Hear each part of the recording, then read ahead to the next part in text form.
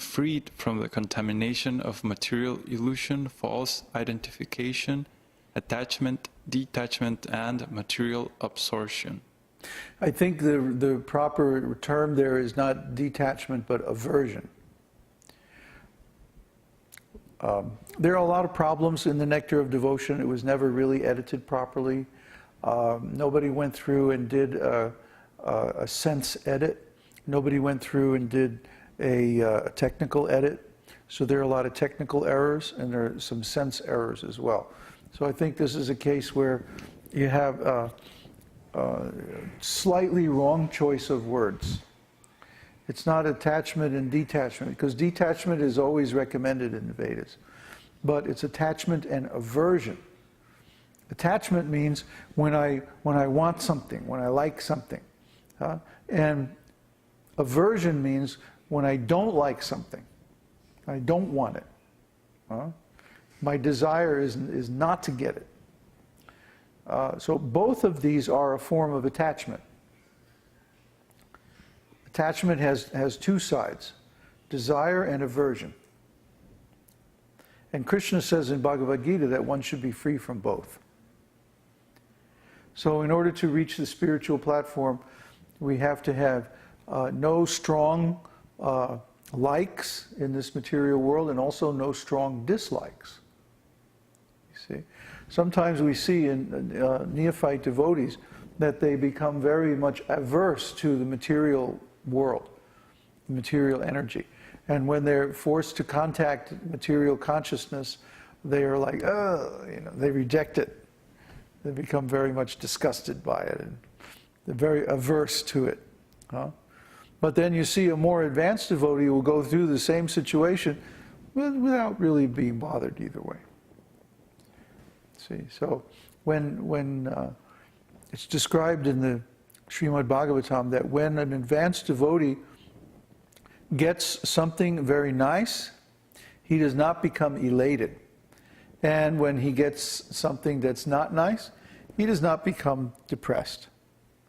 He is not under the control of either attachment or aversion. In other words, he doesn't have strong likes and dislikes. He doesn't react emotionally. He doesn't have somatic reactions to likes and dislikes or desires for and against certain things. A person who is self-situated is seated as though neutral, Krishna says in Bhagavad-gītā. He's seated as though neutral. He doesn't have strong judgments, positive or negative. You know, like Srila Prabhupada. Sometimes Srila Prabhupada would be sitting and his devotees would come and say, Prabhupada, such and such happened, and so did this and that, and blah, blah, blah. And Prabhupada would say, this is going on. You know? It's like he wasn't like, oh, this is terrible. They tell him to stop immediately. And he was like, yeah, this is going on. Hare Krishna. So we should become attached to Krishna. This is a stage of devotional service. When we become attached to Krishna, it's called asakti.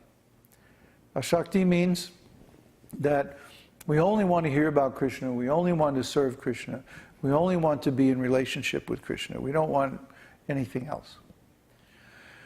But in that stage, because Krishna is transcendental, it's not like we become allergic to his material energy. It's like, oh, that's Krishna's material energy, but I want Krishna himself. We don't become very hung up on it, you know, and get all bent out of shape. But, oh, material energy, you know, because that is as much of an attachment as lusting after material energy, you know, like the materialists do. You know, they see some advertisement or some picture of some nice material energy, and they're all like, ooh, ah, you know, drooling over it. I mean, that's very unintelligent. But it's just as unintelligent to have the opposite reaction. You know, that, oh, get that away, you know. So, because in either way, the material energy then is is gaining power over you. You're thinking of it, you know? Like the old joke, don't think of an elephant. Well, how can you not think of an elephant, right? Yeah. So as soon as you begin to think, oh, I don't like this, I don't want that, I want to get away from this, I want to stop that, immediately you're thinking of that thing. See? So people who try to stop bad material habits like sex life or ego attachment or criticism or whatever, by an act of will or by force, just wind up getting more attached to the same thing and falling more under its spell, because after all, they're simply feeding that thought in their mind. You know, I'm not going to think of an elephant. I'm not going to think of an elephant. You know, I mean, what good is that going to do? That's why Krishna says in Bhagavad-gītā that everyone follows their own nature. What can repression accomplish? And by that he doesn't mean, oh, it's okay, you don't have to follow these rules and regulations. No, what he's saying is that there's a higher level of spiritual process than trying to control the mind by force. See? Arjuna is complaining. Look at the context. Krishna says that. He's just given the whole Ashtanga Yoga system, the whole Sankhya Yoga system. And he says, yeah, okay, Arjuna, yeah, you should do that. If you really want to give up this fighting and go to the forest, here's what you have to do.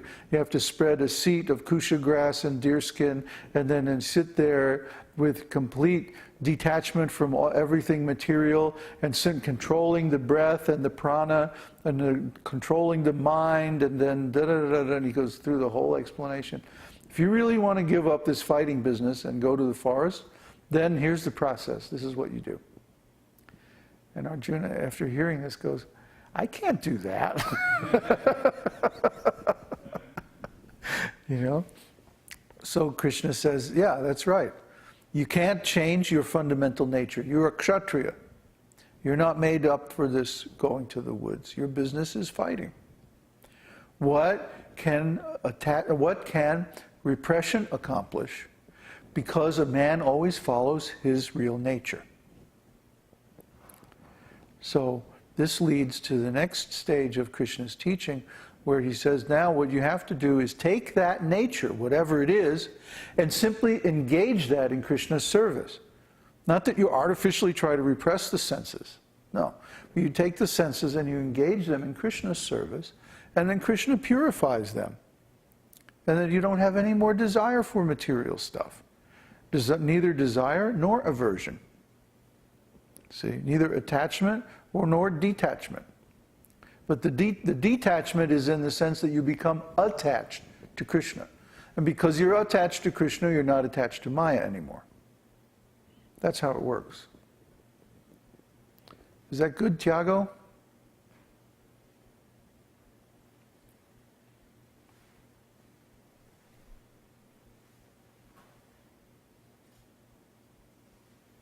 Another question?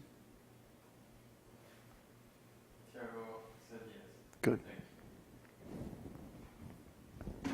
Okay, question from... Oh, I get lost. There's so many questions that devotees ask, and then they said the next verse. No, it's answered already. Like Krishna is inspiring, what can I say?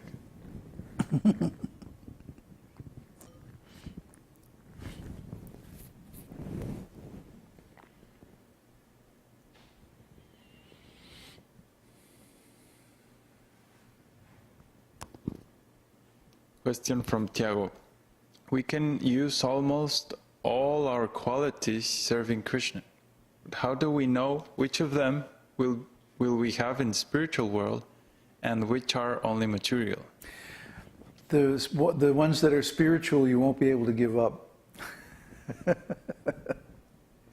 You can become very engaged in spiritual life, and then you'll find that there are certain qualities, certain things about your personality that you won't be able to give up no matter how hard you try.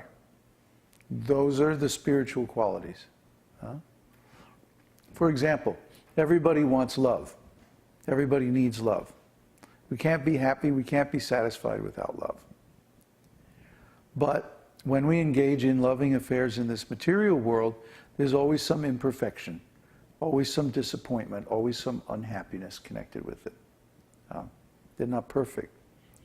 But when we take this same propensity, loving propensity, and we engage it in loving Krishna, then we experience real satisfaction, real peace, real the kind of the exact flavor of love that we wish to exchange. Krishna only can give that, because only Krishna, remember we just talked about, he's all-cognizant. So he knows what's within our hearts. He knows exactly